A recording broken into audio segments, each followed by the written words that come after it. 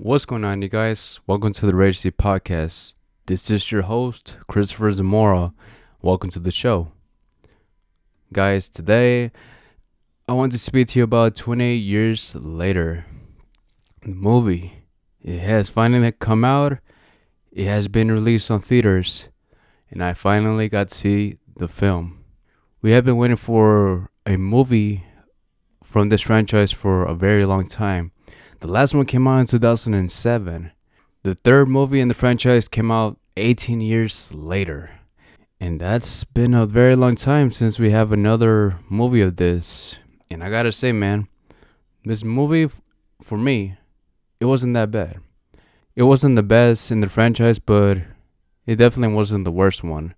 I did enjoy this movie, but it wasn't like I said, the best one. In my opinion, I still prefer 28 Weeks Later. But let's just talk about this film. This film, it just mostly focuses on the kid and also his mother. Supposedly the mother, she is very sick, and the kid, he goes to the mainland where there's the zombies and all, right? And so, because he had to go see this doctor that was going to help the mother. The story does mostly focuses on the kid named Spike and the mother. And yeah, that's what we mostly got from this film. In the beginning, we actually got to see the guy who plays as Kick-Ass, and also he came out on Bullet Train. His name is Aaron. I think that's I think that's the actor's name. But I just recognized him from the movie Kick-Ass. And he did came out on that movie for probably the first 25 minutes or so, and then he was gone. Yeah, we didn't actually get to see him ever again in the film, which that kind of sucks because I think lots of people were wanting to go see this movie because of this guy. They were really pushing him on the trailers to be the main guy, and I don't know, even on the trailers as well, they were I believe they were kind of overhyping the movie some way, shape, or form. But I still enjoyed the film, like I said.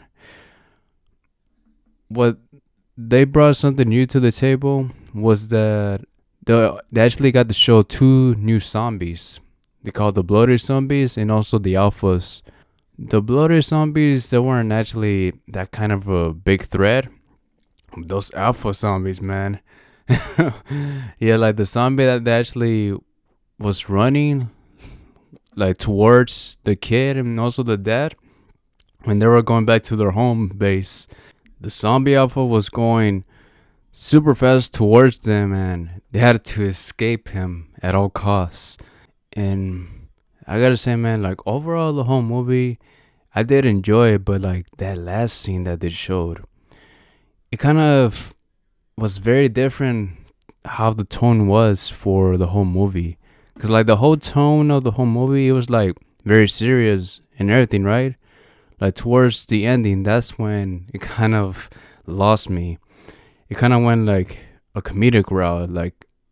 Was I watching Shaun of the Dead for a second? It was kind of different, but it is what it is. They actually are going to release the next film in January. Yeah, they're planning to make 2 more movies of this franchise, and the next movie is going to be called 28 Years Later, The Bone Temple.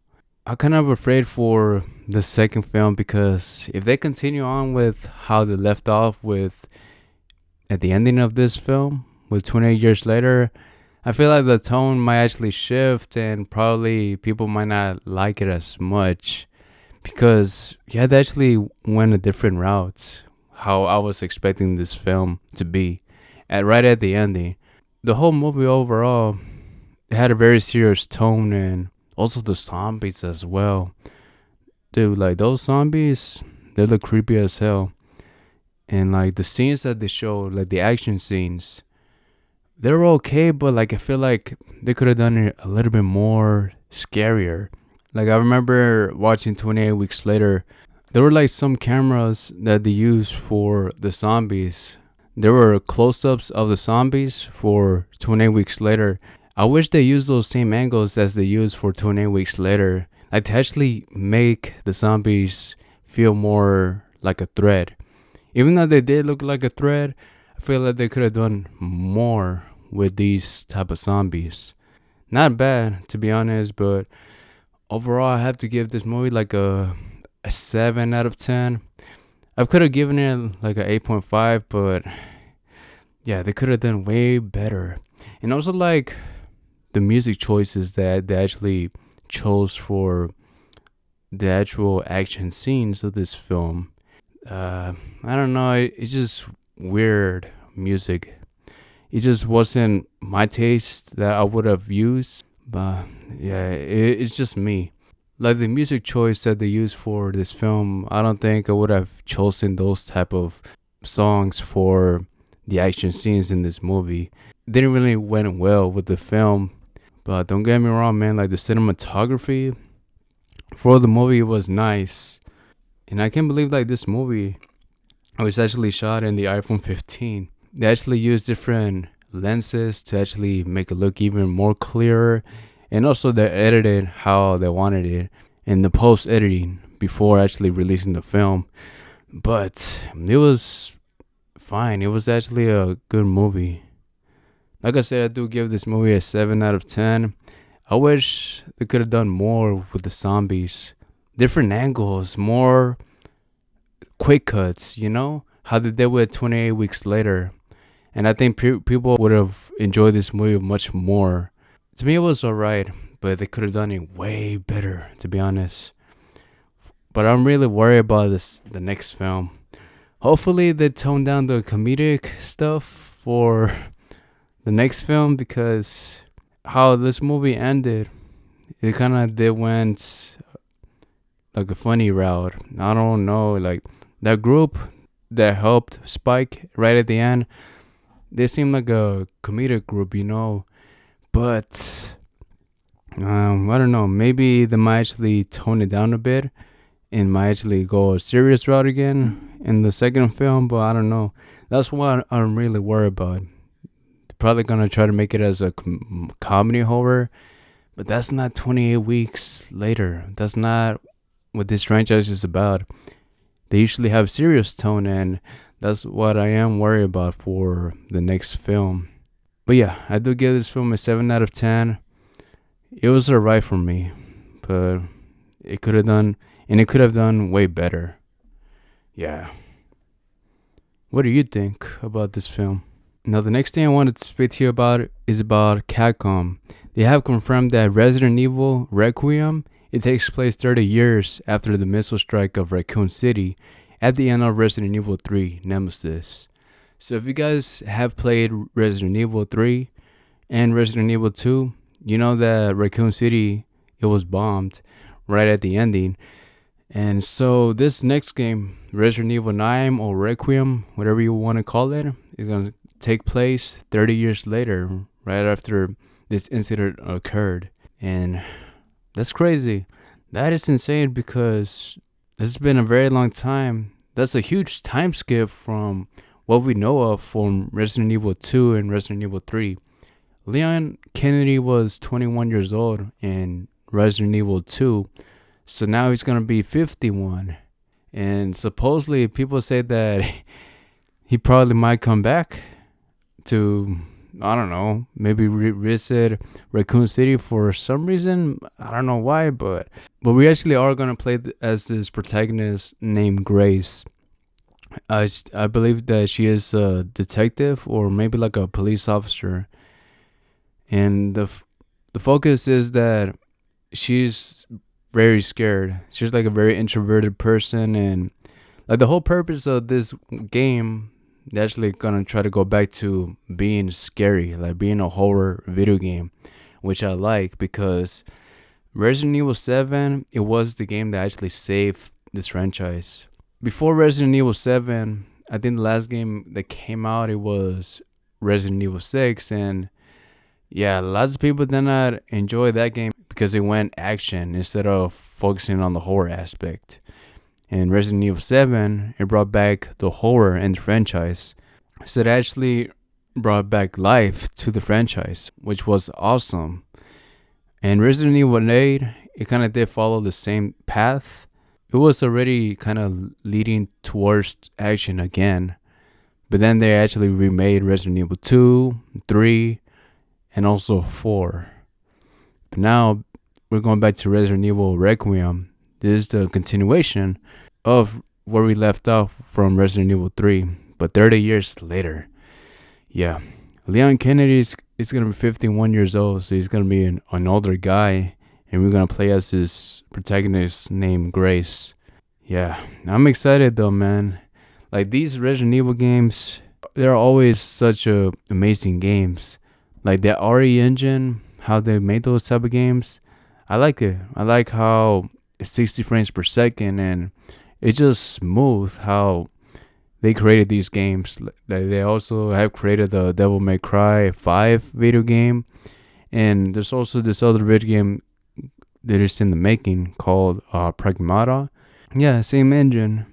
And I do believe that Resident Evil Requiem, once it's out, is going to be good. And the crazy part is that you're able to play it as in first person mode or in third person. I don't know, man. Now that I saw the gameplay footage, I have no clue which option to pick. Should I actually play it in first person mode or in third person? Because what I saw in first person, man, it just seems like the world, it was more detailed than it was in third person. Yeah, that's the cool thing about that, because usually we're only able to actually just choose one option and just play it just like that. Resident Evil 7 just mostly focus in first person, in the first person point of view. You're not able to play it in third person. But now they actually did include that in Resident Evil Village. Originally, the game was in first person mode, right?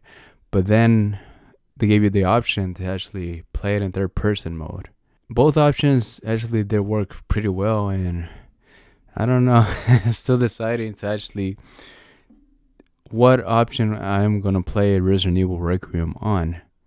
First person mode or in third person mode, but I am excited once that game actually comes out. And the last thing I want to speak to you about, guys, is about Batman Arkham Knight. This game has been released 10 years ago already. 10 years ago, that game already has been out.